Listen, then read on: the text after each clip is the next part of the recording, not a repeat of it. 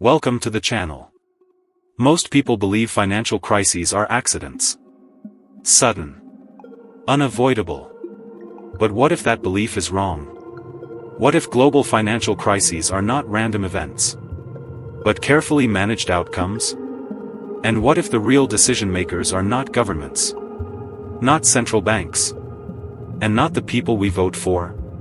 Stay with me.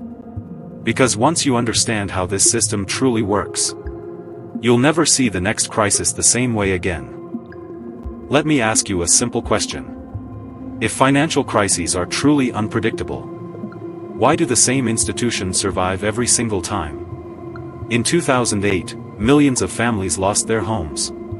The largest banks were rescued. During the pandemic, small businesses disappeared. Financial markets recovered in record time. Inflation reduced purchasing power worldwide. Asset owners became wealthier. Is this coincidence? Or is it structure? Most people are taught that governments control the economy. Others believe central banks are in charge. But in reality, both are often reacting, not deciding. The global financial system is influenced by a small group of actors that operate above national borders, outside public attention, and beyond democratic accountability. These are not secret organizations. They operate legally, openly, quietly. And their power comes from structure, not authority. Let's talk about central banks. Yes, they set interest rates. Yes, they control liquidity. But here's what most people miss. Central banks rarely act first. They respond to stress that appears elsewhere in the system. Bond markets tighten before policy changes. Funding markets freeze before emergency actions begin. Confidence disappears before rates are cut. Central banks manage the consequences, not the cause. So where does the pressure actually come from? The real signal comes from institutional capital. Large asset managers, major pension funds, primary dealers, global clearing institutions. These entities control trillions of dollars in capital flows. They decide where liquidity moves, where risk is accepted, and where funding quietly disappears. When capital withdraws, economies slow. When capital concentrates, bubbles form. No announcement is needed. No vote is required. The system adjusts automatically. This is why crises often look confusing.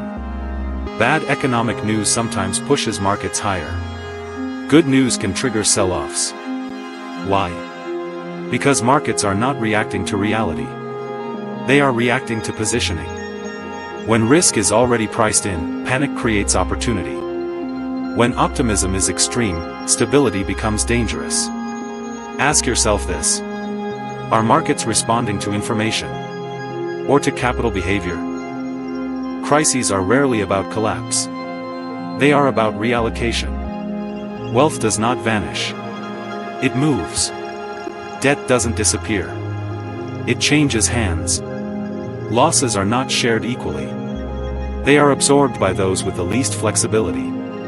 This is why crises repeat the same pattern. The system doesn't break. It selects. So who actually controls financial crises? Not a single institution. Not a single country. Control emerges from interaction. From leverage limits. From collateral rules. From funding access. From risk tolerance. These mechanisms decide when pressure builds, and when relief is allowed. By the time the public notices a crisis, the real decisions have already been made. This is why waiting for a crash signal often fails. Crises are not announced. They are engineered through structure. And once you understand that, you stop asking when the next crisis will happen, and start asking, who is positioned to benefit from it? If you found this analysis valuable, don't forget to subscribe to the channel, and share your thoughts in the comments.